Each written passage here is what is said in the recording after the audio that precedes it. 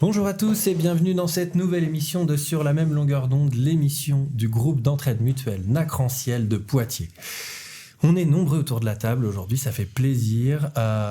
Certains habitués ne sont pas là aujourd'hui, on leur fait un grand coucou à Jérôme, à Corentin notamment. Voilà, ça fait plaisir. Ça fait pas plaisir que vous soyez pas là, c'est pas ça que je veux dire. Mais en tout cas, on a le cœur avec vous. Voilà, ça fait plaisir que vous nous écoutiez, quoi. Voilà. Et on a de nouvelles personnes aussi aujourd'hui. Mais comme d'habitude, il y a Dorian qui est là. Bonjour à tous. Salut Dorian. Salut Ibrahima. Salut à tous. Salut les petits clous. Qu'est-ce que tu as prévu toi aujourd'hui ? Je vais vous parler d'un petit conte que j'ai intitulé Le Prince Baluchon. Super. Salut Marine, toi qui viens pour la deuxième fois à la radio, il me semble, la deuxième. Et oui, vous allez encore devoir me supporter. Ouais, avec plaisir. Aurélie, toujours fidèle au poste. Absolument. Voilà. Mais débrouillez-vous avec ça. Hein. Salut Vincent. Bonjour Capitaine. Ouais. Et salut Axel, toi qui viens pour la première fois. Yo. Ouais. Qu'est-ce que tu vas faire, toi ? De quoi tu vas nous parler aujourd'hui ? Je vais parler de l'aboutissement de 3 ans de ma vie. Ouais. Ça. Ah, suspense, on aura ça en tout début d'émission. Et aujourd'hui, à la technique et sans micro pour ce début d'émission, il y a Tristan. Salut Tristan et merci d'avoir installé et de nous permettre de faire tout ce travail. Petite nouveauté, ce sera aussi... Nous sommes en direct sur YouTube et nous serons aussi en direct décalé, donc pas en direct, sur Style FM, donc mercredi à 14h. Donc pour ceux qui m'écoutent et où c'est déjà mercredi 14h, bien bonjour. Nous avons enregistré il y a quelques jours. Donc place au jingle et on commence l'émission. Sur la même longueur d'onde. Deuxième jingle. Style FM. À Neuville-de-Poitou et à Loudun, 89.7 et 98.1. La radio du Nord-Vienne. Et pour commencer cette émission, nous avons préparé une table ovale. La table ovale qui est un temps d'échange entre les adhérents concernés par les troubles neurodéveloppementaux du GEM. Et vous aviez envie de parler de vie amoureuse, c'est donc la table ovale. Et j'ai quelque chose à vous raconter. Ok, installe-toi et parle-nous de tout ça. T'en fais pas, ici on est sur la même longueur d'onde. Bien, dans ce cas, installons-nous autour de cette table ovale. Dorian, t'avais préparé une introduction sur la vie amoureuse et sur les particularités de la neuroatypie en ce qui concerne le couple. Oh, là, tranquille, hein, j'ai préparé une intro. Donc aujourd'hui, on va parler d'amour. En février, on n'a pas trop le choix de toute façon parce que c'est presque inscrit dans le code civil de la Saint-Valentin. Les chocolats, les cœurs rouges et la petite pression sociale en supplément, bien sûr. Mais surtout, on va parler des relations amoureuses quand on est autiste. Parce que non, contrairement aux clichés, les personnes TSA ne vivent pas recluses avec un tableur Excel à la place du cœur. Enfin, on peut aimer quelqu'un et aimer les tableaux bien organisés. Les deux ne sont pas incompatibles. On aime, on s'attache. Parfois très fort, parfois avec une intensité qui ferait presque peur à un film romantique. Sauf que chez nous, c'est pas du cinéma.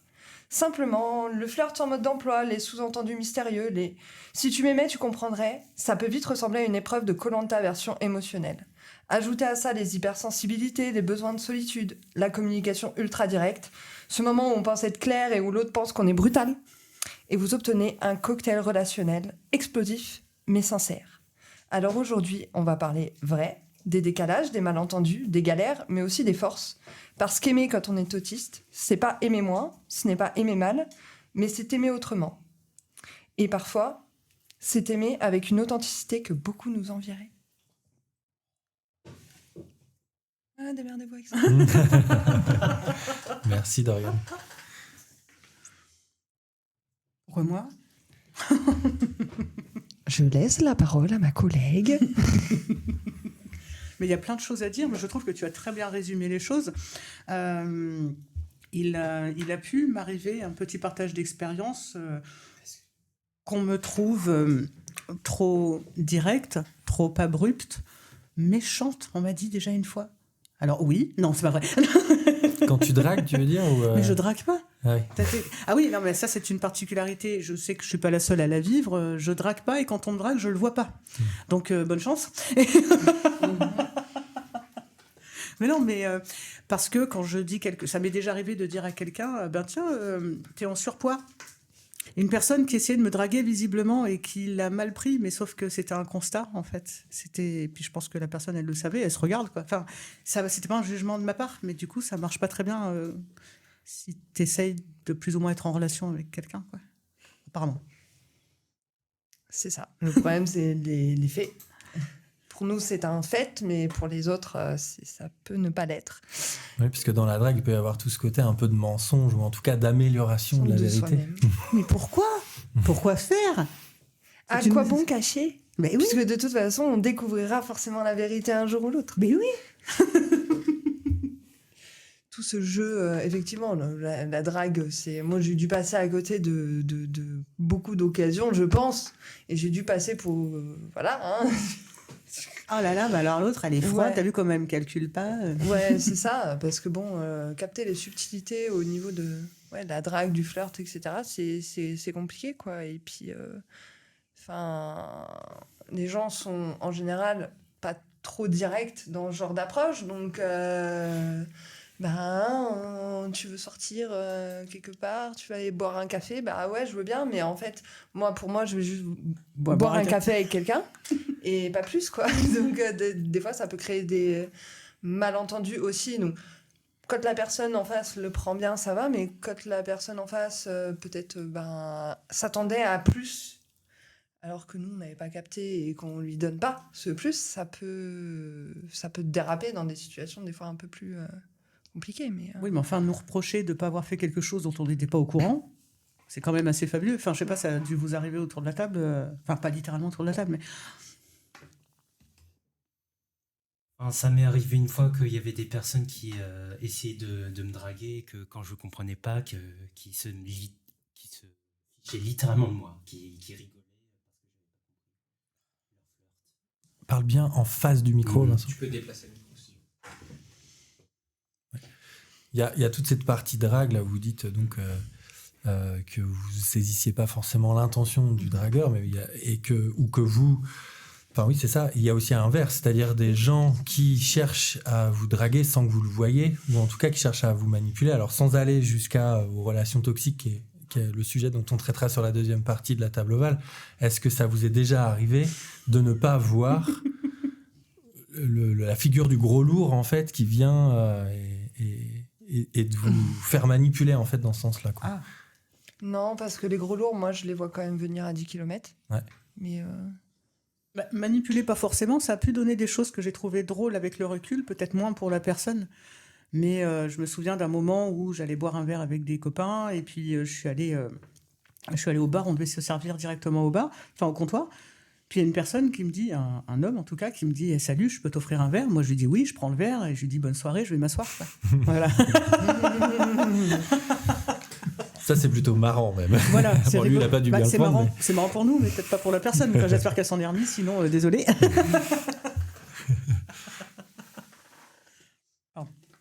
Ça t'arrive pas, Manu? Moi, ça fait longtemps que je me suis pas fait draguer. Puis moi, je suis en couple depuis maintenant un moment et c'est pas une dynamique dans laquelle je suis depuis quelques années. Donc, il faudrait que je revienne sur mes histoires de jeunesse. Mais, voilà. On peut se faire draguer en étant en couple. Hein. Moi, ça m'est arrivé. Hein.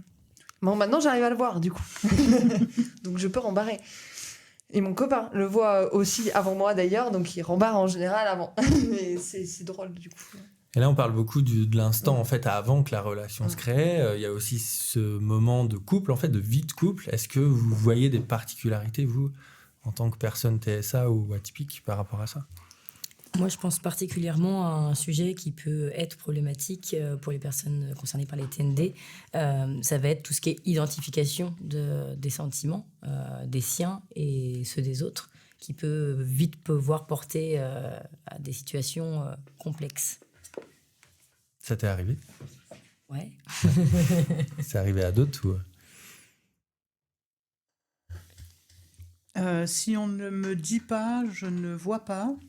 Et moi, en ce qui concerne mes sentiments à moi, j'ai tendance à passer par... j'intellectualise en fait.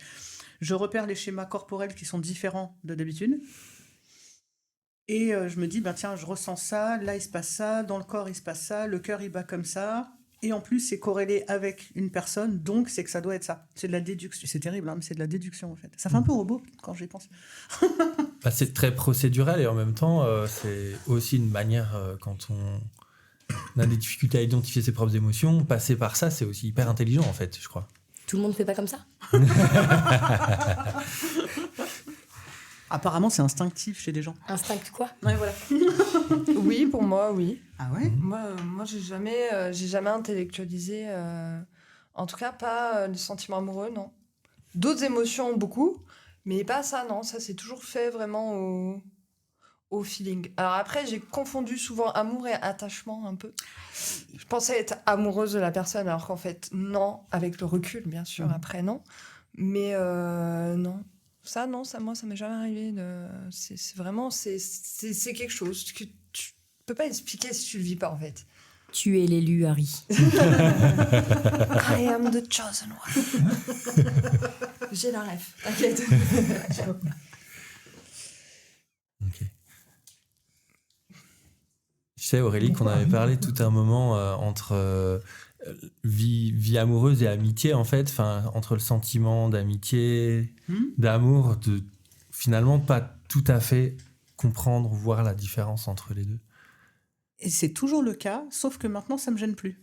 C'est que je le vis plutôt bien maintenant, même si je ne saisis pas toujours. Parce que, en fait, j'ai une façon de voir les choses qui, je sais pas, apparemment est un peu différente de certaines personnes.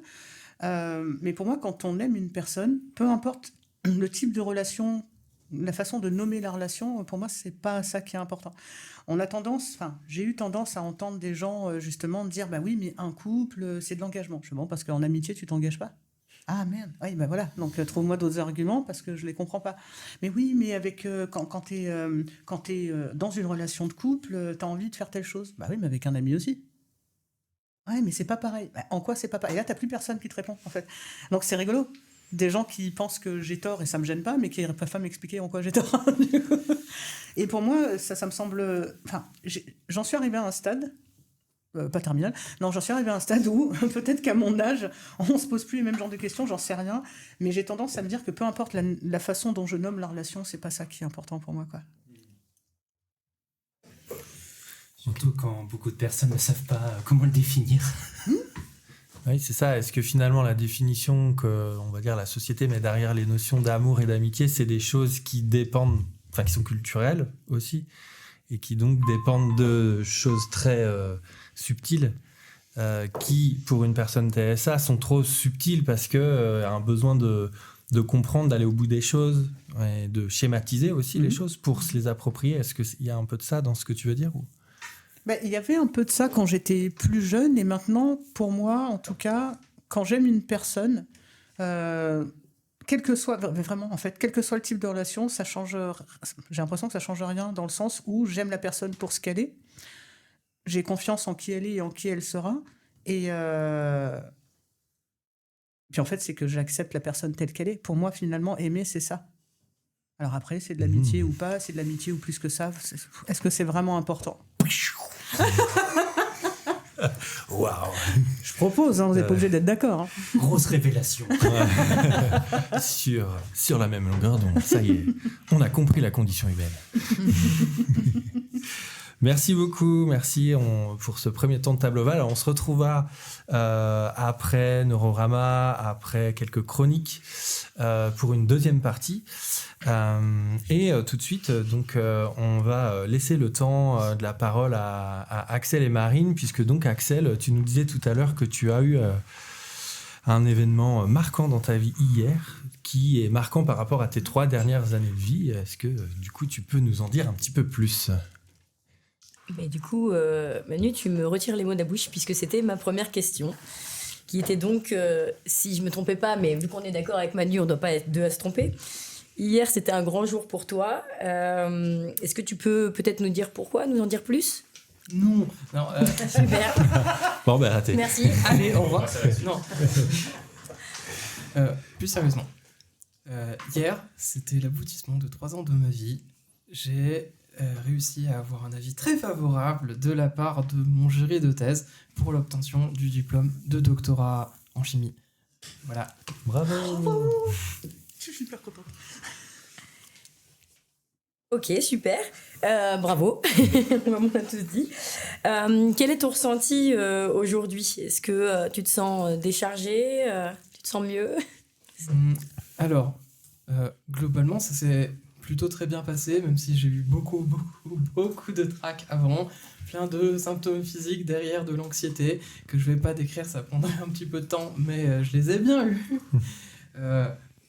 Est-ce que je me sens déchargé? Mieux, on peut dire ça. Disons que la vie avance, j'ai d'autres choses qui viennent après ça. Et donc c'était plus une étape qu'un aboutissement, même si j'essaye de le voir malgré tout comme... Très bien.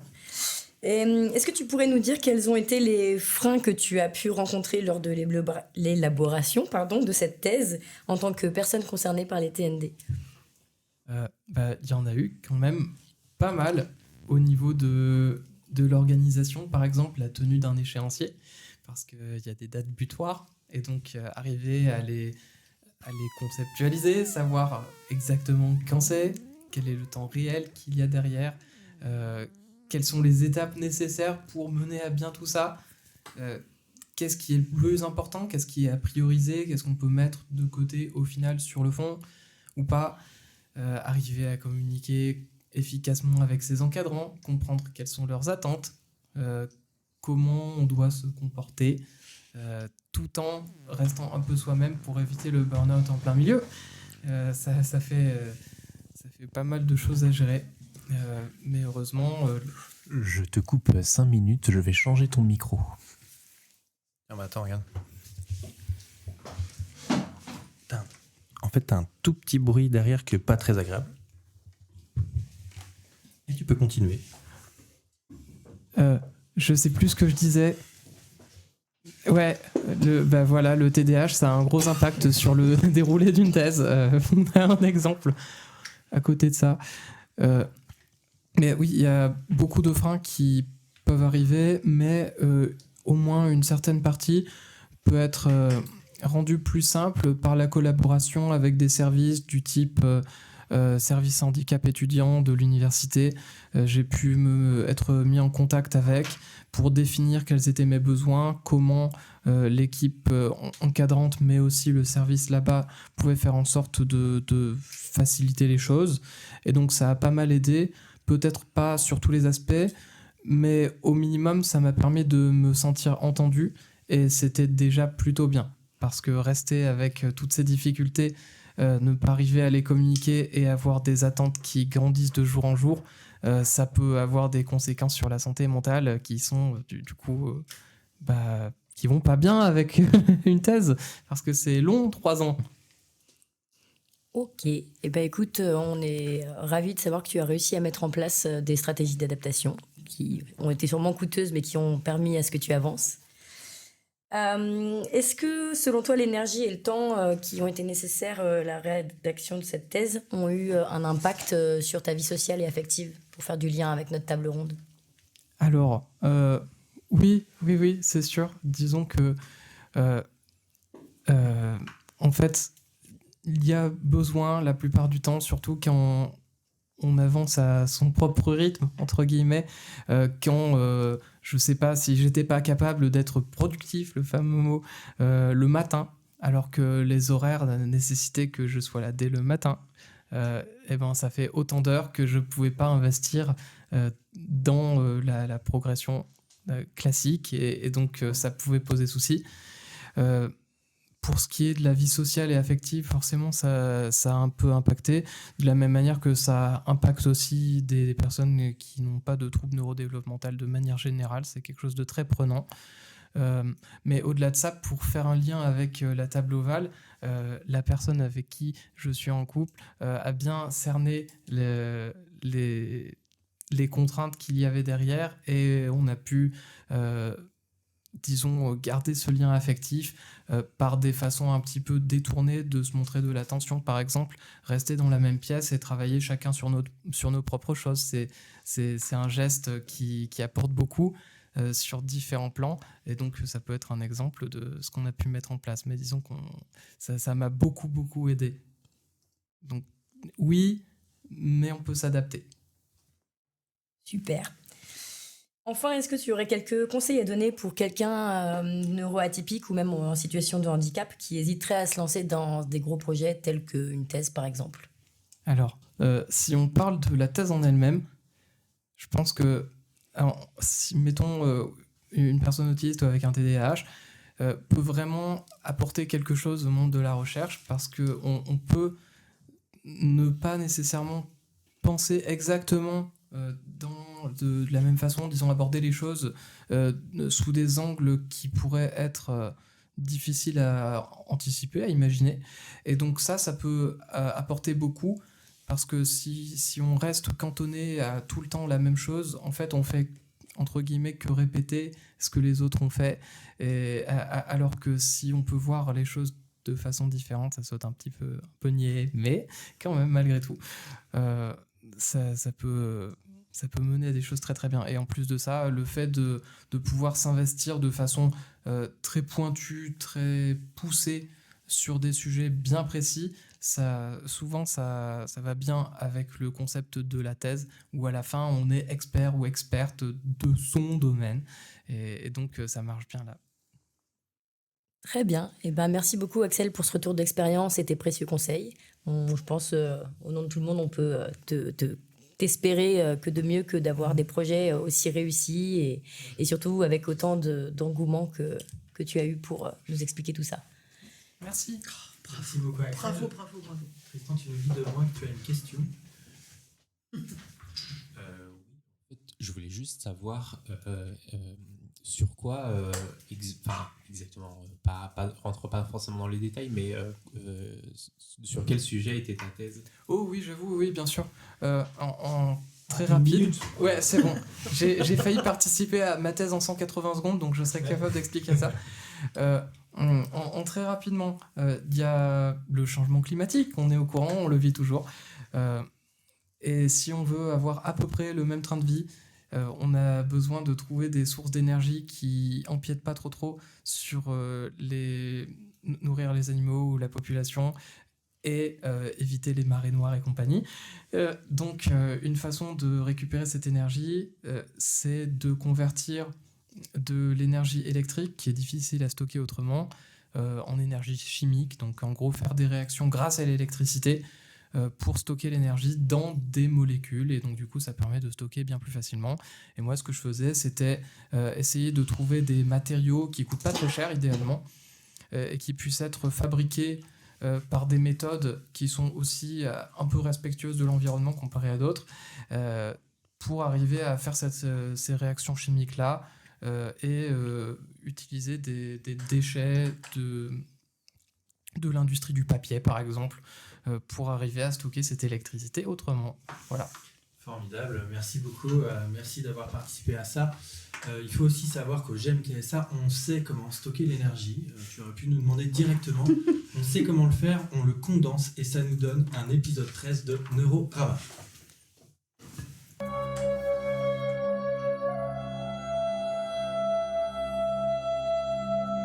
Neurorama. Un voyage dans un espace-temps où le présent est dépassé et où le futur reste à venir. Neurorama. Un délire fugace au pays des songes où se confondent réel et imaginaire.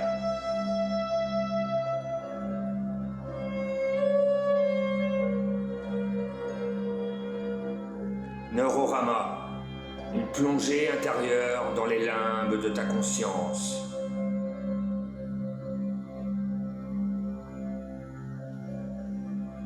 Neurorama. Une odyssée intersidérale entre comique et cosmique.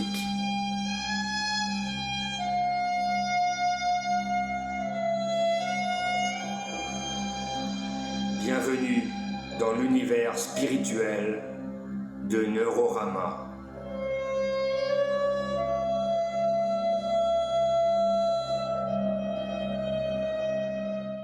Neurorama 2, dans une autre dimension. On reprend les mêmes, ou presque, et on recommence. Résumé de la saison précédente. Les autistes ont pris le contrôle de la planète Terre, rebaptisée planète Dire, car il est préférable de dire les choses plutôt que de les taire. Le professeur Nicolas Sperger et son équipe ont mis au point Lucie, une machine capable de nettoyer l'humanité de toute cette neurotypie. Épisode 13, Ministère amer 2. Ministère amer numéro 2. Dans un espace-temps impossible à déterminer, tellement c'est le bordel dans ma tête, nous retrouvons nos héros préférés.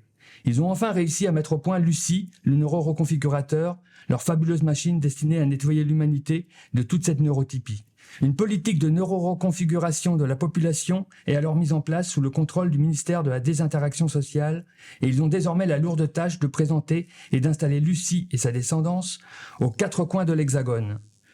Pardon Alexis, dans toute la France.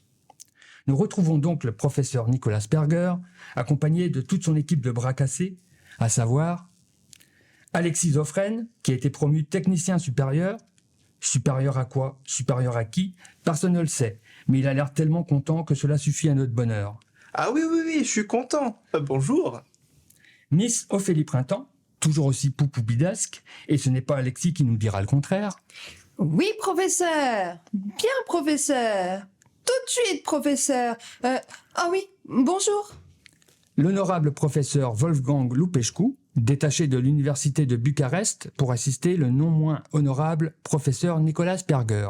Bonjour, cher ami Homo Auditarius. Romain Boulon, détaché du SAT, le service après-test, pour toute la partie technique de cette périlleuse mission. Eh bien oui, toujours à la pointe de la technique. Bonjour. Gwenaël Floch, détaché de sa femme et de ses enfants, pour gérer l'intendance cuisinistique ou culinaire. Salut. Il fait beau, hein. Et enfin, last but not least, Miss Prudence Horsewell, adjointe et compatriote de notre cher ministre de la Désinteraction sociale, Eleanor Wall-West, détachée du ministère pour accompagner cette Dream Team aux 4 coins de l'Hexagone. Pardon Alexis, dans toute la France. Hello tout le monde. Ah oui, bonjour. Et c'est justement dans le bureau de la ministre que nous retrouvons le professeur Nicolas Sperger pour un dernier debriefing avec sa bande de bras cassés et de détachés de partout qui vont pour le coup tâcher d'être à la hauteur de cette noble tâche. Ah oui, bonjour à tous. Comme vous le savez maintenant, cher professeur Sperger, je vous ai confié la mission d'installer votre fabuleuse machine aux 4 coins de l'Hexagone. Pardon Alexis, à travers tout le pays. Nous avons débloqué des fonds colossaux pour cette opération délicate que nous avons baptisée tout simplement neuroreconfiguration de masse. C'est une énorme responsabilité que vous me confiez là, Madame la Ministre, et je ferai tout pour m'en montrer digne, même avec cette équipe quelque peu éclectique, pour ne pas dire originale. Ah oui, je vous présente Miss Prudence Horsewell, mon adjointe qui va également vous accompagner durant votre mission. Bonjour professeur et bonjour à tous. Je suis très heureuse de vous accompagner, vous et votre équipe. On va faire un fucking good job tous ensemble. Ouais, c'est cool, mais moi je trouve que le nom de la mission est un peu naze. Moi j'aurais plutôt appelé ça Lucie 1 et 2 et 3 0. Alors Lucien, je connais, c'est un vieux prénom, mais... Et 1 et 2 et 3 0, c'est quoi ça? Ça veut dire quoi? C'est vrai que neuro-reconfiguration de masse, c'est un peu anxiogène dit comme ça. Ça risque de faire flipper les gens, ça, non? On se croirait revenu à l'époque du Covid lorsque les neurosatanistes tentaient de mettre en place des exterminations de masse avec leur vaccin expérimental ARN messager. Homo Covidus complètement fou de vouloir exterminer ses propres frères. Déjà que Homo Conardus a presque réussi à détruire la planète et à exterminer faune sauvage. C'est vrai, Madame la Ministre, ils ont raison. Le nom est mal choisi. Eh bien, si vous voulez mon avis... Ah non, on s'en fout royalement de votre avis, hein. Nom de Zeus. On vous parle d'une mission de la plus haute importance pour l'humanité, et vous pinaillez sur des détails sans importance, justement. Pardon, professeur, mais ce n'est pas si peu important que ça, je trouve. Votre fucking adjoint a raison, professeur. Le nom de la mission a toute son importance. Pourquoi ne pas l'appeler atypiquement vôtre? Ah ouais, moi je trouve ça pas mal. Atypiquement vôtre, qu'est-ce que vous en pensez? Oh oui, ça sonne bien, je trouve. Ça me rappelle une série que je regardais souvent avec mes parents quand j'étais plus jeune. Chapeau melon et bottes de cuir. Tu ne veux pas plutôt parler de la série Amicalement Vôtre, ma serial lover d'amour? Bah non. Pourquoi tu dis ça, mon roudoudou d'amour?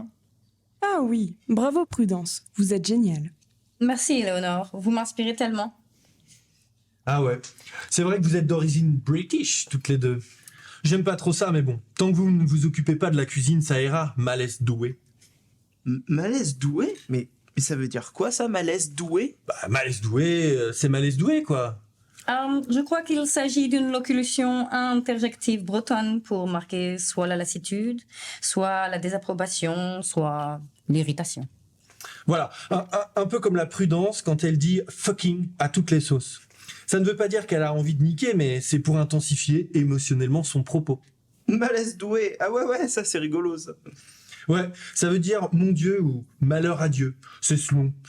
C'est un juron populaire comme « bon Dieu » ou « nom de Dieu » ou encore quand le professeur dit « nom de Zeus ». C'est pour interjecter la locution, quoi. Malaise doué.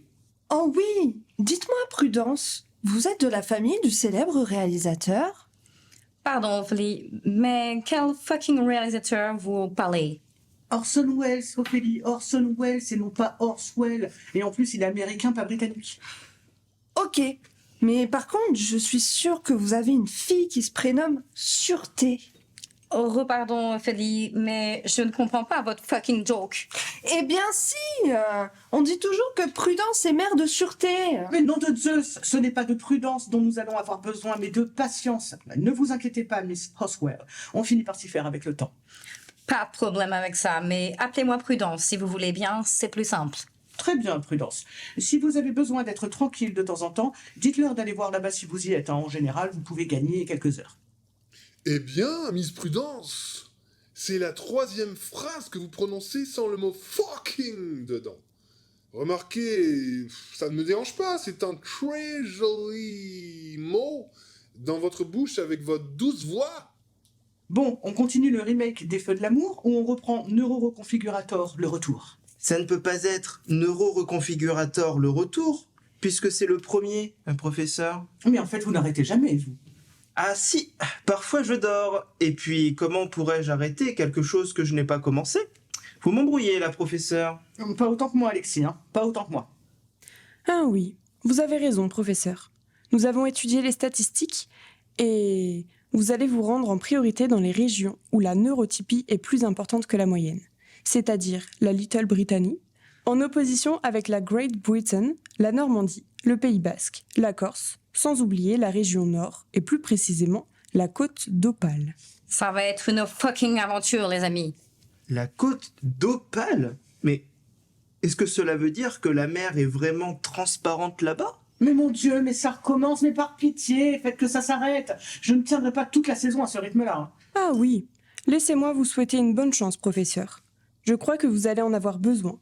Vous partirez dès demain, si vous voulez bien. Je vous laisse régler les derniers détails avec prudence. Je dois aller inaugurer No More Lies, une stèle rappelant les heures sombres de la neurotypie sur Deer. Ah bon?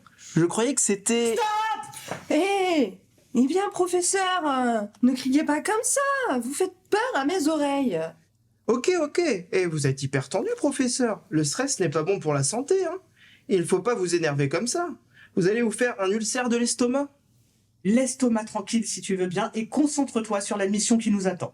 Ce soir, on se couche tous de bonne heure car demain, on part tôt direction la Bretagne. Wolfgang, mon cher ami, nous allons voyager en train. Cela ne vous pose pas de problème, j'espère. Non, cher ami, pas de problème avec grand serpent sur rail. J'ai déjà rencontré un spécimen d'Homo essencephus. Tant mieux. Vous avez tous quartier libre cet après-midi. Rendez-vous demain matin dans le hall de la gare Montparnasse à 8h précises. Ne soyez pas en retard. Oui, professeur. Bien, professeur. À demain, professeur. Nos amis s'éparpillèrent alors comme une volée de moineaux, laissant notre duo de professeurs sur place et formant naturellement 2 petits groupes sociopathiquement organisés comme suit. Les garçons d'un côté et les filles de l'autre. C'est qu'il en faut du temps pour se nettoyer de tous ces conditionnements à la con que la société neuropathique nous a imposés depuis la nuit des temps. Nous retrouvons donc nos 2 drôles de dames en terrasse d'un café, sirotant une boisson non fermentée. Ah, je suis tellement excitée de faire partie de cette fucking grande aventure. Je suis aussi très heureuse de faire votre connaissance, Ophélie. Alors, depuis combien de temps vous travaillez avec le professeur Sperger? Oula, ça fait quelques années maintenant. Avant qu'il n'arrive à l'Institut à Poitiers, J'y travaillais déjà comme femme de ménage à l'université. Il a très vite senti mon potentiel autistique et il m'a prise sous son aile. Au début, je ne comprenais pas ce que cela voulait dire, vu que le professeur n'est pas un oiseau. Mais maintenant, je sais ce que ça veut dire. Oh, super! Vous formez une super fucking équipe avec Alexis aussi. Oula, avec Alexis, ça n'a pas été la fucking entente au début. Hein. Mais maintenant, si. C'est dingue comme la nature est bien faite quand même. Hein. Une espèce d'escroissance toute molle qui prend toute sa vigueur lorsqu'il s'agit de se mettre en orbite. Vous voyez? Comme dans la série Star Trek. Je vois très bien en effet ce que vous voulez dire. C'est le cas de le dire d'ailleurs. Et vous, Prudence? Depuis quand remonte votre aventure au ministère? Depuis sa fucking création, en fait. Je voulais faire une thèse en dermatologie et je me suis donc orientée vers Sciences Po. Comme s'il n'y avait pas de bon cursus. J'ai découvert la politique et j'ai adoré. C'est là-bas que j'ai rencontré Éléonore et on a rapidement sympathisé. Sur cette même terrasse, mais à une autre table un peu plus testostéronisée, nous retrouvons nos 3 garçons sirotant, eux, une boisson fermentée. Eh bien, les amis, nous voilà embarqués dans une sacrée aventure. Bah, carrément. Mais dis-moi, Romain, tu n'étais pas censé être en prison à cause de ce satané détecteur de mensonges? Eh bien si, mais j'ai fini par être gracié. Comme le détecteur n'avait jamais prêté serment, sa plainte n'était pas recevable. Il a été recyclé comme distributeur de tickets dans une administration. Ah ouais, trop cool. Et dis-moi, Alexis, ça a l'air bien roulé avec Ophélie. Vous songez pas à vous marier et à avoir des enfants? Oula, carrément pas. Hein. Pas tant que ce monde ne sera pas entièrement neuro-reconfiguré. Et bim. Mettre au monde un enfant dans un univers aussi neurotypé, c'est du sadisme pur. Plus tard, moi sûrement. En attendant, pendant nos rapports, Ophélie préfère que j'utilise des préservatifs et que je m'emballe les couilles. Ah ouais? Tu veux plutôt dire le gland, non? C'est le gland que l'on couvre avec le préservatif. Males doué. Le gland? Tout entier? Mais ça va pas ou quoi? Je ferais comment pour respirer, moi? Sans compter qu'on n'aurait jamais assez de plastique. Eh bien moi, je la trouve très jolie, Prudence, la petite bouetture. Je consacrerai toute ma vie à mon travail, sans jamais penser à moi, à mes sentiments. Il faudrait peut-être que j'écoute mon cœur pour une fois. Mais on ne peut pas écouter son cœur, Romain? Bon, à part l'entendre battre, bien sûr, à moins qu'il existe un stéthoscope capable de retranscrire les battements de notre cœur en paroles. Mais qu'est-ce que je raconte, moi? Et voilà, c'est reparti pour un tour. Je suis vraiment désolé de venir encore exciter vos zygomatiques. Comment vont réagir tous nos amis une fois sortis de leur zone de confort? Ont-ils prévu d'apporter leurs bottes en caoutchouc et leurs cirés jaunes comme tout bon touriste qui se rend en Bretagne, afin que les autochtones puissent bien se foutre de leur gueule en sirotant quelques boissons fermentées à la terrasse d'un café? Allons-nous réussir à faire péter un boulon à Romain alors qu'il n'a même pas une pointe de vis? Prudence peut-être. Est-ce qu'Alexis trouve que le plastique c'est fantastique? Connaissez-vous la série Star Trek? Que savez-vous de la théorie de l'angle de pénétration? Pensez-vous que cette nouvelle saison va nous permettre de vivre un fucking...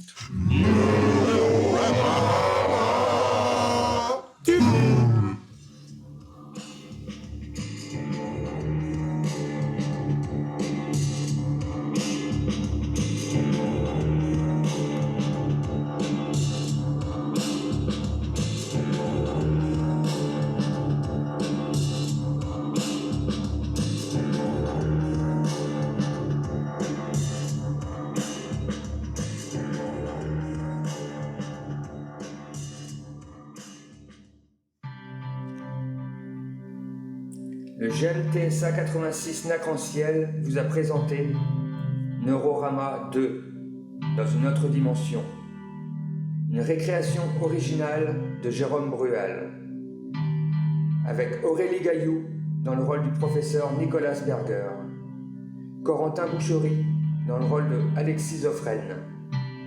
Doria Deparois dans le rôle de Ophélie Printemps. Manuel Vaury dans le rôle de Gwenaël Le Floch. Romain Goulon dans le rôle de Romain Boulon. Tristan Hamon-Delaunay dans le rôle du professeur Wolfgang Lupescu. Amandine Brunet dans le rôle de Madame la ministre Éléonore Wall-West.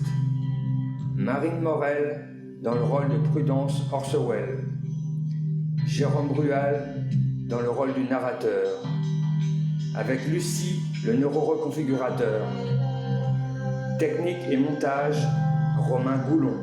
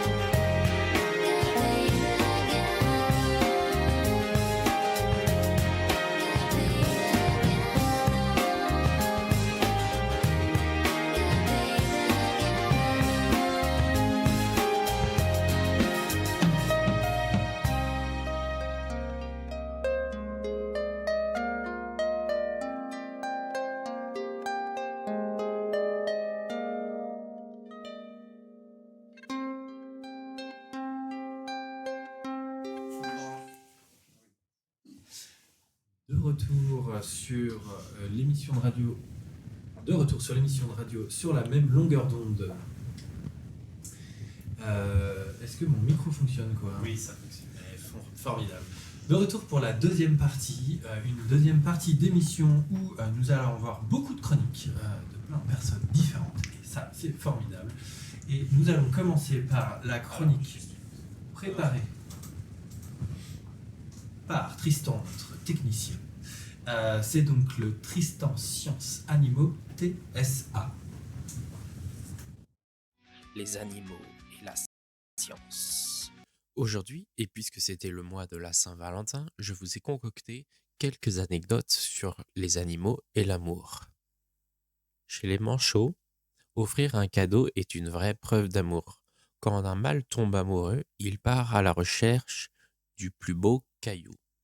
Dans l'Antarctique, les pierres sont rares et pourtant ces manchots en ont besoin pour construire leur nid.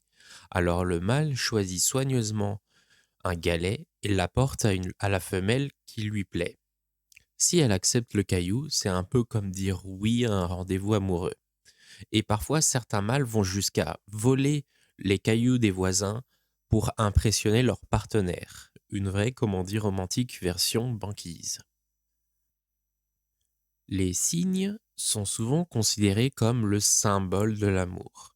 Beaucoup de couples restent ensemble pendant toute leur vie et construisent leur nid ensemble, élèvent leurs petits et défendent leur territoire côte à côte. Comme chez beaucoup d'oiseaux, le plus beau moment est la parade nuptiale. Les deux cygnes nagent face à face, courbent leur long cou et forment parfois un cœur parfait. Ce n'est pas pour rien que cette image est devenue le symbole de la Saint-Valentin. Chez les éléphants d'Afrique, les émotions sont extrêmement fortes. Quand deux éléphants sont proches, ils utilisent leur trompe pour se caresser le visage, la bouche et les défenses. C'est un geste très tendre dans leur langage. Mais le plus touchant est ce moment connu où les éléphants reviennent souvent à l'endroit où il est mort, touchent les os avec leur trompe et restent silencieux. Certains scientifiques pensent que c'est une forme de deuil, d'attachement profond. Les loutres de mer ont une habitude incroyablement mignonne.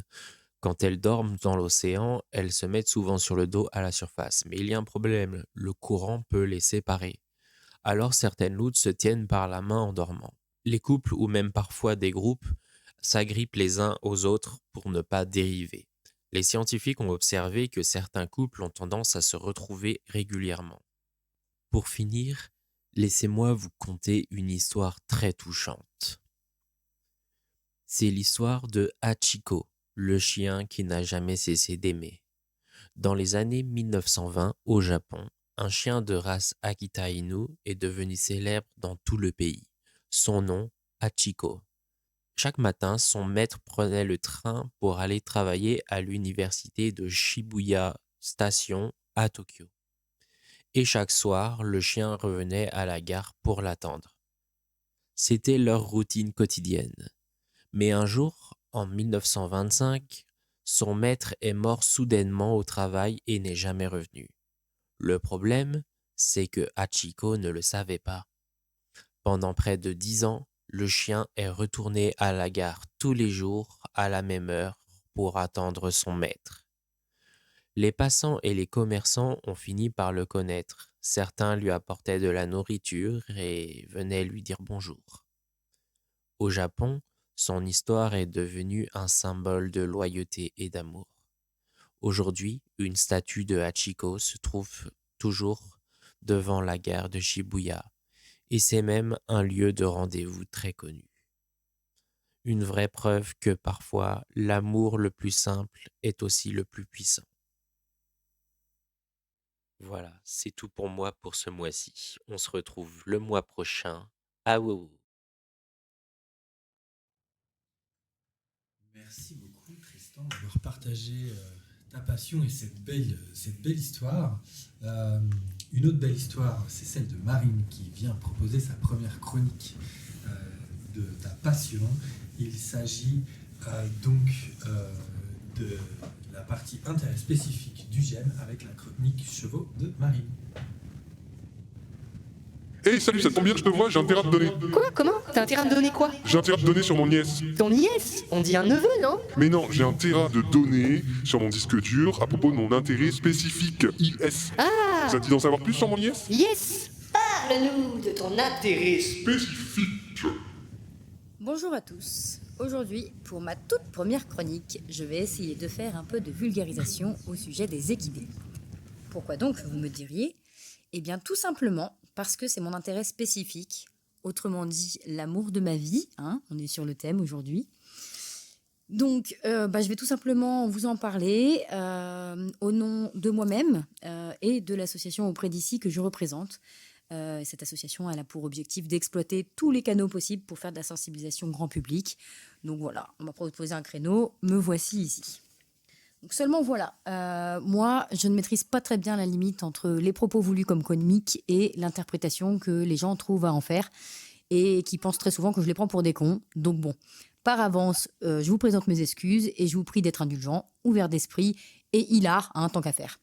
Bon, après, au pire, pour ce dernier point, ne vous donnez pas trop de peine non plus, hein. Je reste de toute façon et je serai toujours mon meilleur public. Donc, commençons par les bases. Le cheval, c'est un mammifère, déjà. Donc, un mammifère qui porte sa progéniture dans son ventre, leur descendance, enfin, leur bébé, quoi. Deuxième point, ce sont des quadrupèdes. Voilà, donc ils sont pourvus de 4 jambes. Normalement, si tout se passe bien. Alors non, en effet, on ne dit pas des pattes, parce que le cheval, il est considéré par un accord social comme noble, entre guillemets. Pourquoi lui plus que les autres animaux ? Je sais pas, peut-être que les humains trouvent que c'est noble de chevaucher. Moi, je pose ça là, à vos théories. 500 kilos. Et non, Robert, c'est pas le poids de ta vieille 205, mais c'est bien celui d'un cheval moyen. Tu sais, le sujet de cette chronique, faut suivre un peu, hein, fais un effort. Après, ensuite, c'est un herbivore. Donc, un herbivore, ça veut dire qu'il mange des fourrages. De l'herbe, du foin principalement. Ensuite, il est monogastrique. Bon, ok, là je sens que je perds mon auditoire. On va s'arrêter là. Bon, ce qui est surtout important à retenir, c'est que le cheval, il est doué d'une grande sensibilité émotionnelle et sensorielle. Oui, finalement, c'est un peu nos cousins. C'est un peu les autistes du royaume animal, quoi. Donc si toi aussi, tu veux en savoir plus pour ne pas un jour te retrouver sans connaissance minimale face à un animal d'une demi-tonne qui gère aussi bien ses émotions et ses mouvements qu'un nourrisson à peine sorti de sa couveuse, ah non, pardon, ça c'est les œufs de poule shiny, et qui peut bouffer jusqu'à 15 heures par jour et courir jusqu'à 60 km/h, alors tu es au bon endroit. Voilà, donc je vous remercie d'avoir écouté ma toute première chronique au sujet du b.a.-ba de qu'est-ce que c'est qu'un cheval. Donc, lors de la prochaine chronique, je rentrerai un petit peu plus dans les détails et j'aborderai le bien-être animal parce que c'est un sujet qui me tient vraiment particulièrement à cœur. En attendant, je vous laisse sur un petit fait insolite à ressortir en soirée. Je cherche pas à concurrencer mon ami Dorian et sa chronique inutile, mais je vous partage seulement une petite info rigolote. Donc, le sachiez-vous ? Les dents des équidés grandissent tout au long de leur vie. Ainsi, si leur régime alimentaire n'est pas adapté ou si les soins de dentisterie ne sont pas réguliers, ils peuvent avoir des dents gigantesques. Cela pourrait alterner leur santé et bien sûr, on fait tout pour éviter que de telles situations arrivent. Alors c'est tout pour moi. N'hésitez pas à nous faire des petits messages pour nous faire des remontées sur vos interrogations, vos suggestions de sujets sur les chevaux. Moi, je me ferai un grand plaisir d'y répondre. Je vous souhaite à tous de très belles chevauchées et puis pour les non-cavaliers, désolé, on vous embrasse quand même. Merci beaucoup Marine. Est-ce que tu as un petit mot, est-ce que tu as une petite réaction après cet enregistrement à nous partager ? Ça a l'air d'être clair. Ouais. Ok, merci. Donc on est de retour aussi pour la table ovale. Sur la même. Et j'ai quelque chose à vous raconter. Ok, installe-toi et parle-nous de tout ça. T'en fais pas, ici on est sur la même longueur d'onde. Bien, dans ce cas, installons-nous autour de cette table ovale. Aujourd'hui, sur notre table ovale, nous avons décidé de discuter de la vie amoureuse et dans la première partie, on a beaucoup parlé de drague et de certaines particularités liées à la neuroatypie par rapport au couple. Et sur cette deuxième partie, il y avait cette envie de parler des relations toxiques que finalement une bonne partie des personnes neuroatypiques peuvent vivre malheureusement. Et donc ça tenait à cœur au groupe de pointer ce sujet-là pour mieux le comprendre et peut-être mieux se soutenir par rapport à ça. Est-ce que l'un d'entre vous souhaiterait prendre la parole ? Oui, je veux bien. Parce que du coup, j'ai été effectivement dans une situation qu'on pourrait qualifier de très toxique, qui a duré presque 3 ans, ce qui représente beaucoup. Mais après, c'est facile à dire avec le recul maintenant, parce que ça fait quand même 9 ans. Pardon. c'est bon. Vas-y. Mais c'est vrai que je m'en suis pas rendu compte en fait que c'était une relation toxique sur le moment, puisque de toute façon j'ai été dans une situation d'emprise totale. Et puis je savais pas non plus que j'étais autiste à l'époque non plus, et puis que j'avais d'autres choses. Donc pour moi, je trouvais ça normal parce que j'avais jamais eu de relation de vie de couple. Donc vivre avec une personne sur une longue durée, j'avais jamais eu ce genre de choses. Donc pour moi, c'était normal. Et puis de ce qu'on voit, enfin, j'avais pas l'impression qu'il y avait de la toxicité en fait. Sauf que forcément, ma naïveté, etc., m'a rattrapée et je pensais que la vie, c'était les bisounours et que tout le monde était gentil, franc, honnête, hein, comme moi, quoi. Mais en fait, non. Et je me suis retrouvée un peu coincée dans cet engrenage dont j'ai réussi à me défaire. J'ai eu ce déclic-là de me dire il faut que je parte avant que... D'autres n'ont pas ce déclic, d'autres l'ont plus tard ou ont besoin d'aide extérieure pour l'avoir. Moi, j'ai réussi à avoir ce déclic toute seule. Et je sais que beaucoup de femmes, en règle générale, et en plus de femmes autistes, vivent ce genre de situation soit de relations toxiques, de violences sexuelles ou d'autres choses comme ça, pas super sympa. Donc je trouve que c'est important d'en parler, mais c'est aussi important de dire qu'on peut s'en sortir. Et voilà.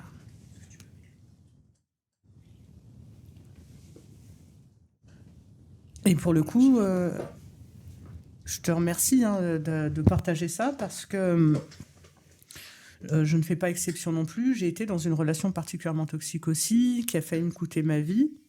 Et comme toi, j'ai trouvé des moyens d'en sortir. Ça a été long, ça a été compliqué, et en même temps, j'en suis sortie aussi. Mais comme tu le disais, je vais souligner ça, peu importe le besoin d'aide, de compter sur des gens, même quand on ne connaît pas très bien, peu importe. Le tout, c'est de s'extraire déjà de la situation, ne serait-ce que géographiquement, et puis après, on repart, quoi. Parce qu'on a beaucoup plus de ressources, finalement, qu'on l'imagine. Surtout quand ça fait des années qu'on nous rabaisse en se disant et qu'on finit par croire à ces propos toxiques. Quand on agit, finalement, on se rend compte qu'on est bien plus capable que ce qu'on a entendu pendant des années.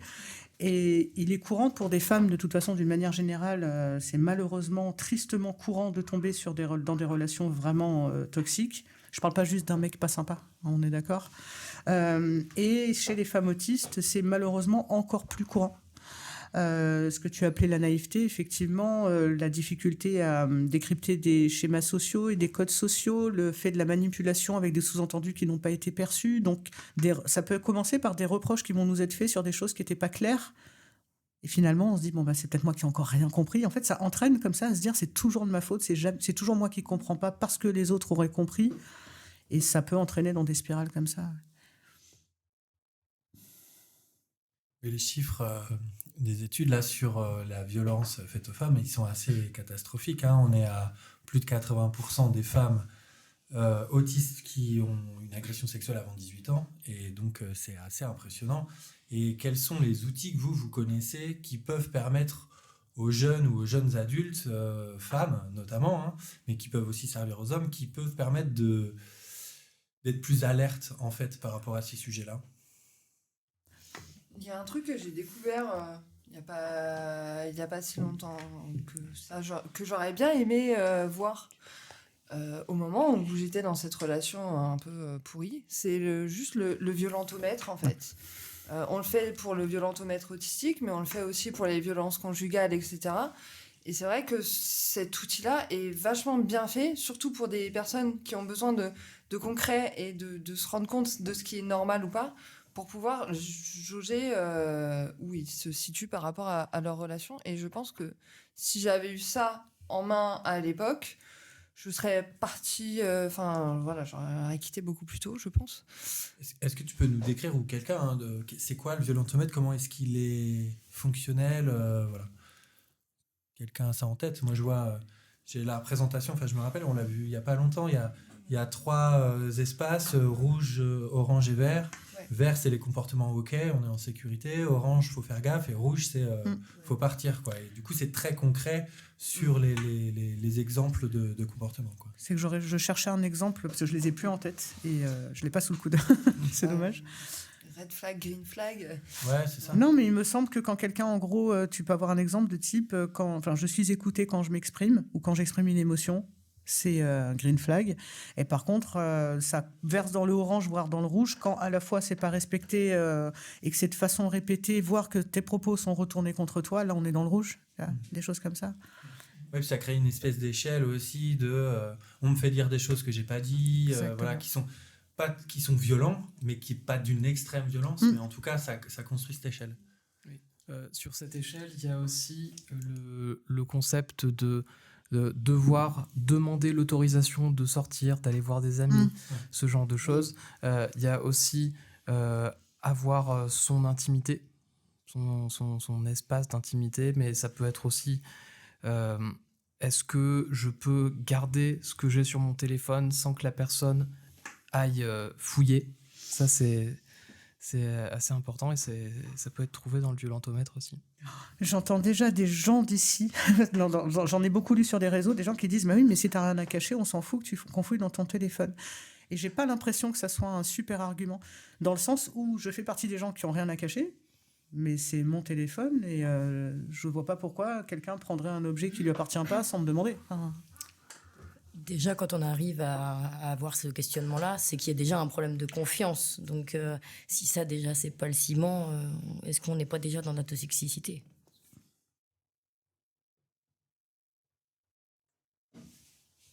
Oui, quoi, tu voulais dire quelque chose ? Non, je voulais juste faire mon petit témoignage. Moi, c'est vrai que j'ai vécu pas mal de relations toxiques, en tout cas au moins 3. Et c'est pas parce que je n'apprends pas, c'est que il y avait des contextes qui ont fait que au début ça se passait bien, puis que petit à petit les masques sont tombés et que en fait l'attachement et tout, puis la manipulation, je reste quand même quelqu'un d'autiste, même si je suis pas féminin, donc je suis peut-être moins touché, quoique, hein, en fait finalement j'ai été autant touché, mais bon après je suis bigenre, hein, voilà. Non mais enfin ce que je voulais dire c'est que oui, ce petit témoignage c'est un peu de dire que moi j'ai vécu avec quelqu'un notamment qui me manipulait beaucoup, qui me mentait, qui me cachait énormément de choses du style il y avait un événement où je voulais absolument participer, il est y allé avec un de ses amis, il m'a caché, il m'a menti que il était allé ailleurs et que finalement voilà il était allé là-bas ou de venir chez moi puis de repartir le lendemain pour aller chez son pote puis de faire croire que c'était un rendez-vous professionnel, des choses comme ça, de me rabaisser sans arrêt, surtout avec ses amis, et qu'il était avec ses amis, puis d'espionner ma vie, de faire des faux comptes sur je sais pas quel réseau social pour essayer de me draguer avec son faux compte pour voir si j'étais fidèle ou je sais pas quoi, des trucs comme ça quoi. Bon, de considérer supérieur à moi et tout, enfin bref, j'ai une liste longue comme le bras et voilà, c'est pour dire que malheureusement ça arrive souvent, surtout avec les personnes autistes et tout, voilà. Merci de ton partage. Hein. J'ai juste une question. Les gens ont vraiment du temps et de l'énergie pour créer des faux comptes, pour espionner, faire semblant de drague. Oui. Et après, c'est nous qui allons voir des psys, sérieusement. Ouais, bah. Il y a Aurélie, toi, tu as vu un film qui va sortir cette année qui s'appelle Élise sous emprise. Absolument. Est-ce que tu peux nous en dire 2 mots et puis potentiellement dire avec le GEM ce qu'on va faire autour de ce film-là ? Je vais essayer de pas spoiler, ça va être compliqué. Bah, en tout cas, la thématique. Ouais. Comme son nom l'indique, le personnage s'appelle Élise. Je vous apprends rien, c'est dans le titre. Alors attends, je n'ai pas préparé ça, donc je vais réfléchir vite fait. En fait, on suit pendant 7h30 une progression lente de la perte de confiance en soi et de la manipulation que subit cette femme dans le milieu personnel et dans le milieu du travail qui est majoritairement masculin. Okay. Je suis obligé de m'arrêter là, sinon je vous dis tout. Et c'est pas tout. Ah, c'est très bien, merci. Donc on est en train de construire avec le cinéma Le Dietrich un potentiel ciné-débat autour de ça. Alors quand on dit ciné-débat, en fait c'est plutôt un ciné-échange où on pourrait à la fois avoir le film et puis mettre en valeur le discours de ce qui est vécu par des hommes ou des femmes en ce qui concerne l'emprise. En quoi est-ce que le TSA a un impact aussi là-dessus voilà. En tout cas, c'est des choses que peut-être arriveront au courant du mois de mai. Et j'ai pas de date de sortie puisqu'a priori ça vient de changer. Mais voilà, un film avec des comédiens populaires qui arrive en cours d'année. Merci à tout le monde d'avoir participé à cette table ovale qui montre que dans notre radio, on peut beaucoup être sérieux, aborder des sujets graves et tout en faisant la paire et danse, en se donnant des outils et des astuces, et que c'est aussi une radio pour rire, comme on a pu le faire sur les différents temps de Neurorama. C'est aussi une émission de radio pour apprendre, pour voyager, pour s'envoler à propos des histoires des uns et des autres. Et c'est donc toi, Ibrahima, qui aujourd'hui vient nous conter une histoire que tu as écrite toi-même. Oui, aujourd'hui, je vais vous parler de quelque chose de un tout petit peu différent de ce que je fais habituellement. C'est une histoire, ça ressemble à un genre de conte. J'ai trouvé ça pour la soirée écrite. Pas soirée. Ouais, on a fait une après-midi d'écriture animée par un adhérent du GEM, voilà, qu'on salue. Et donc, c'est à cette occasion que tu as pu écrire ce texte. Voilà, j'ai écrit ce texte à cette occasion et je vais vous le conter. Alors, ça s'intitule Le Prince au baluchon. Ouvrez bien grandes vos oreilles, retenez votre souffle, ça ne durera pas longtemps.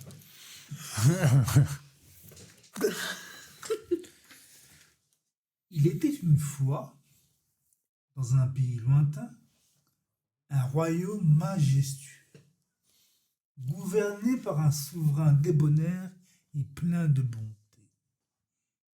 Ce roi n'avait qu'un seul enfant, un garçon, son unique héritier qu'il aimait tendrement. Il le couvait et le chérissait, mais ne lui avait jamais permis de sortir du château pour voir le reste du monde.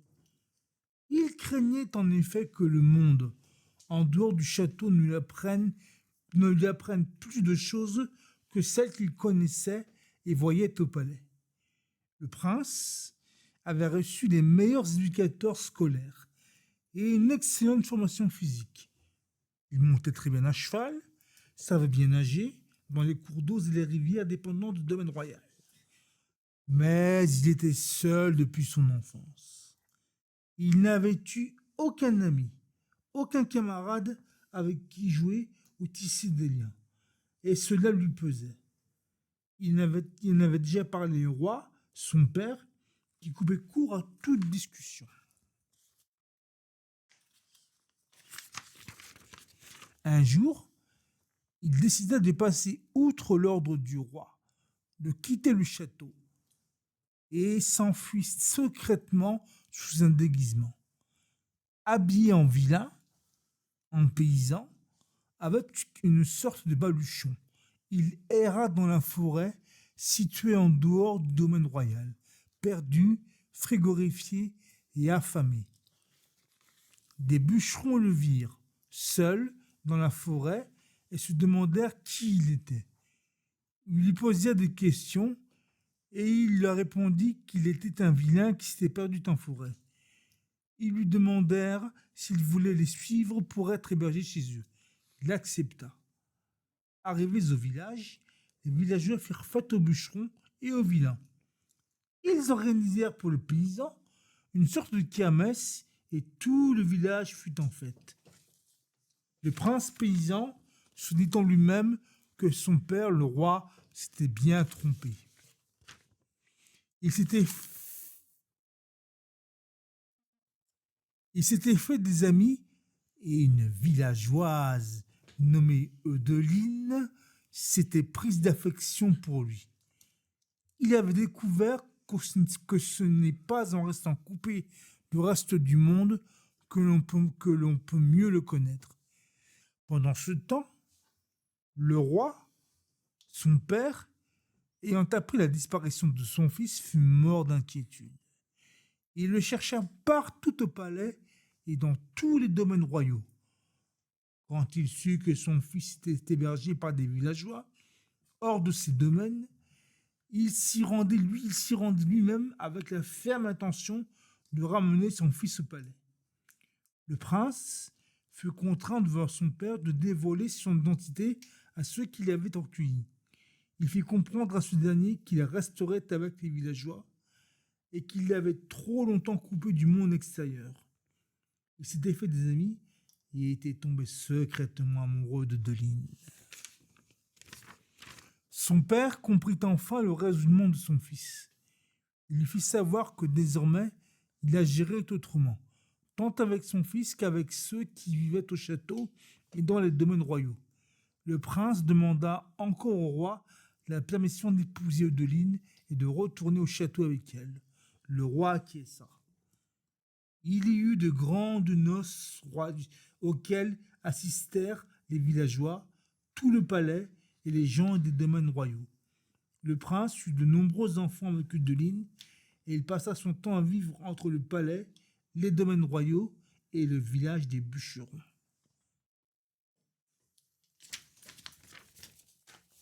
C'était un conte, ça ressemble à un genre de conte, mais ça me fait plaisir et puis j'aime bien les histoires qui s'aiment bien. Dans la vie, je voudrais que ça se passe ainsi et pas que dans les contes de fées. Et oui, c'est à ça que sert l'art de l'écriture, c'est de donner tout ce qu'on aimerait y voir et ce que toi t'aimerais y voir, tu nous l'as bien partagé. Mais je pense qu'on peut le faire parce que j'ai un autre témoignage que je tiens à vous dire. Ça serait, si je voudrais le voir, c'est que j'ai vu un reportage sur Arte le samedi soir vers 19h. Ça se passe en Irak. Vous savez, l'Irak a se monté en guerre. Et il y avait deux jeunes filles, des petites filles, c'était pas des petites, c'était adolescentes entre, on peut dire 14 ans, 13-14 ans, oui. Ou je sais pas quel âge, j'avais des petites, en tout cas, c'est pas des bébés, des enfants, mais des petites. Elles avaient l'âge de bien parler, de bien comprendre. Elles étaient devenues, elles avaient tout perdu, quoi. Elles avaient perdu l'usage à cause des malheurs de la guerre, l'usage de leurs jambes, elles avaient tout perdu, quoi. Et donc, je tiens à dire, le journaliste qui les interrogeait leur avait dit qu'est-ce qui ferait plaisir, qu'est-ce que vous désirez. Elle disait, je pense que ne demandez pas de la lune, on ne demandait pas quelque chose d'extraordinaire, mais simplement une chose qui m'a touché dans leur témoignage quand elles m'ont dit je voudrais simplement personne ne pourra leur rendre l'usage de leur jambes, mais avoir une maison, une simple maison, un jardin avec des fleurs. Moi, je suis pas le bon Dieu, j'ai pas le pouvoir de leur rendre l'usage de leurs jambes, mais si je pouvais, je pense que les âmes pourraient leur faire ce cadeau et leur donner ce dont elles rêvent, une simple maison, un jardin avec des fleurs. C'est tout ce que j'avais à dire. Merci beaucoup Ibrahima de nous avoir partagé ton art de l'écriture et donc ton regard sur la société. Et tout de suite, on va avoir les deux, à la fois de l'écriture et à la fois un regard sur la société. C'est donc Jérôme le poète.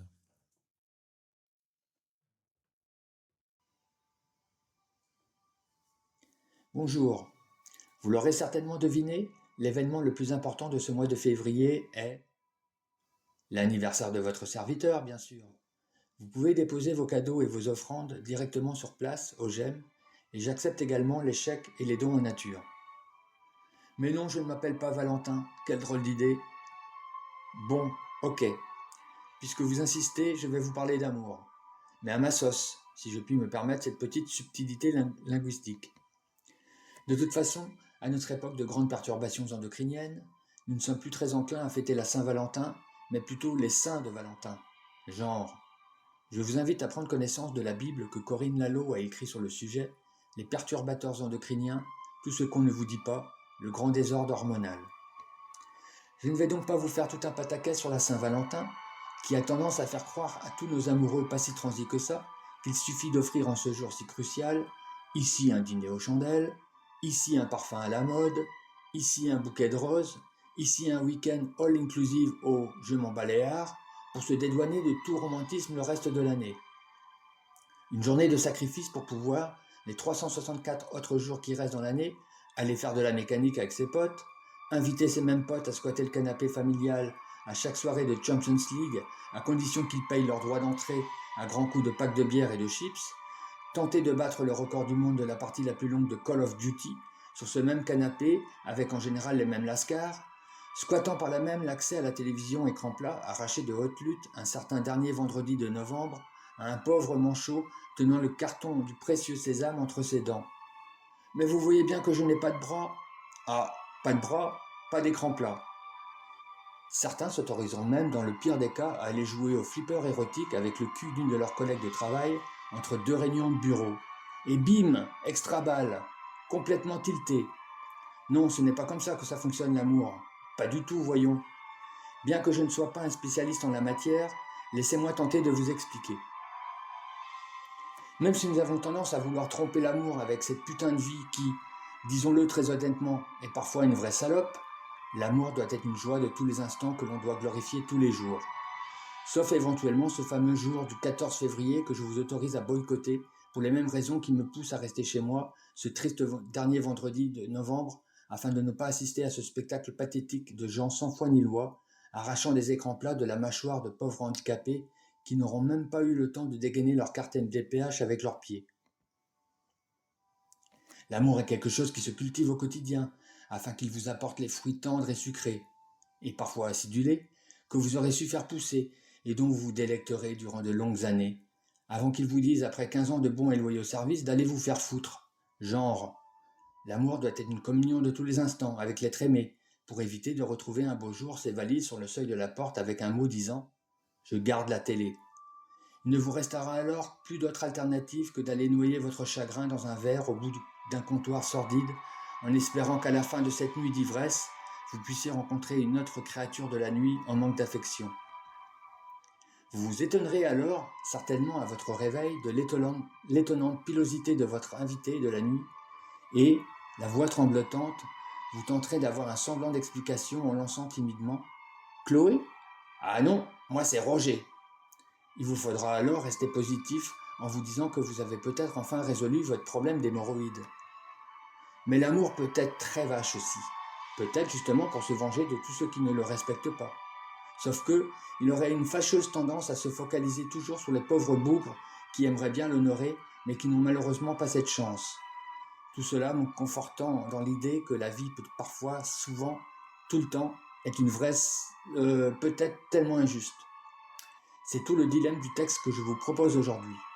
Un texte que j'ai écrit il y a de cela plusieurs années, plutôt que d'aller noyer mon chagrin au bistrot, puisque j'avais déjà réglé mon problème d'hémorroïdes. Et puisque vous avez été sage, je vous le propose en version chantée, avec musique, violon et tout le tralala qui va avec, puisqu'il a été mis en musique non pas par Roger, mais par Milou, un auteur-compositeur-interprète pimpolais très opportuniste qui aura su bien profiter de ma plume, mais pas de mon cul. Ouf! Il s'intitule « L'amour est un jeu ».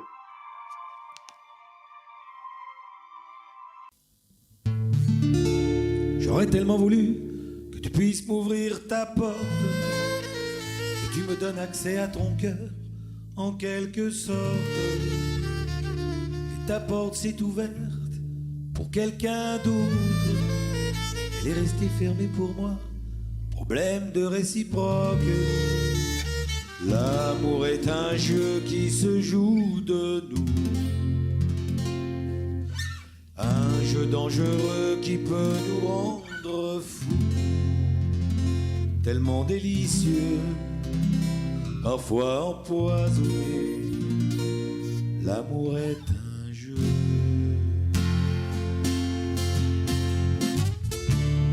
aveuglé par l'amour que je te portais. Je ne me suis pas demandé ce que tu en pensais. Nous n'étions pas sur la même longueur d'onde. Lorsque je te vois le regarder, la peine m'inonde. L'amour est un jeu qui se joue de nous. Un jeu dangereux qui peut nous rendre fous. Tellement délicieux, parfois empoisonné. L'amour est un jeu. Comment transformer l'amour en amitié? La raison me résine, terrible volonté. Éloignement inutile, la douleur persiste. Mais la mémoire n'oublie pas si vite.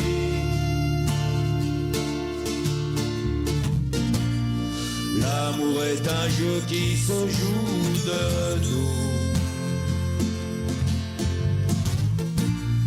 Un jeu dangereux qui peut nous rendre fous. Tellement délicieux, parfois empoisonné. L'amour est un jeu. Sur la même longueur d'onde.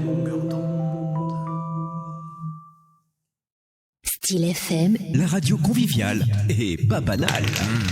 C'est un régal. C'est pour ça qu'on l'aime. Et on est de retour pour la clôture de l'émission.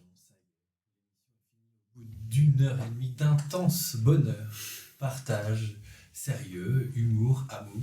Merci à tout le monde d'avoir participé à cette émission. Si vous avez un dernier mot pour les auditeurs, c'est le moment. En attendant la prochaine émission qui aura lieu donc sur YouTube le dernier vendredi du mois de mars et le mercredi qui suit à 14h sur la radio Style FM. Est-ce que vous voulez dire un dernier mot à tout le monde? Moi, j'espère que vous serez plus nombreux encore à nous écouter. Et je vous souhaite à tous un très très bon week-end. Et n'oubliez pas que dimanche 1er mars, c'est la fête des grands-mères. Alors, bonne fête à toutes les grands-mères pour ceux qui en ont. Et sinon, profitez bien de votre week-end. Et écoute, c'est nombreux à nous écouter. Je vous dis sincèrement du fond du cœur. Ok, merci Marine. Marine, un petit mot. Aurélie Marine, Aurélie en même temps, voilà. Okay. Oui, alors. Non, alors. Non, si vous voulez pas. Non. Je voulais juste. Merci, tout ça, vous êtes super, tout ça, on est formidable, tout ça, mais ça, on le sait déjà. C'est juste.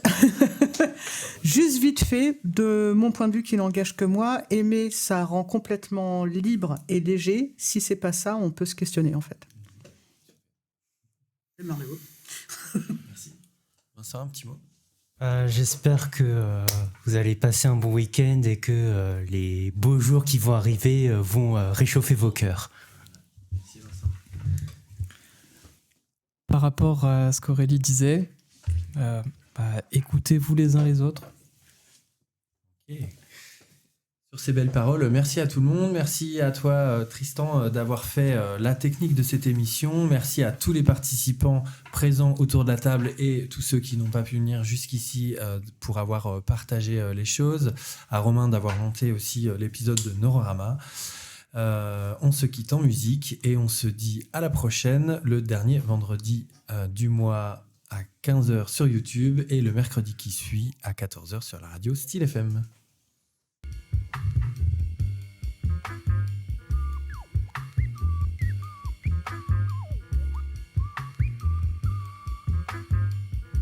You said that it's fantastic, being telepathic. You said you read my mind. You said that things are drastic.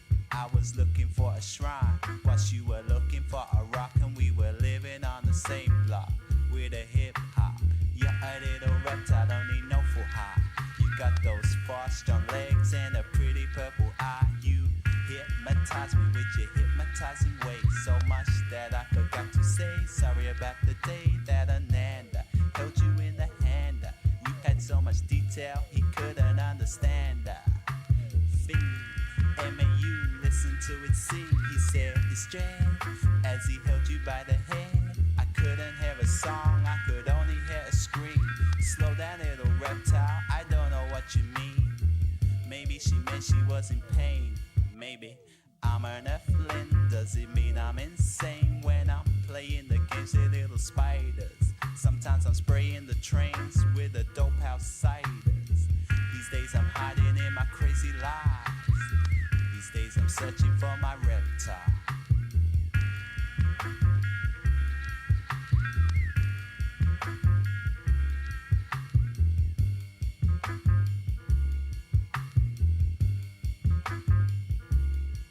She said, promise you won't tell, but I had already told about the girl on my road who gives pure gold. They said, like, where does she live? It's like she lives where she's at. They said, like, where can that be? You're black, I can't tell you that. So what can we do? Yo, you can do what you will. What do we usually do when you got times to kill? It's like things be the sounds, and them sounds, they be big. And we go walking around the boundary, taking little swigs.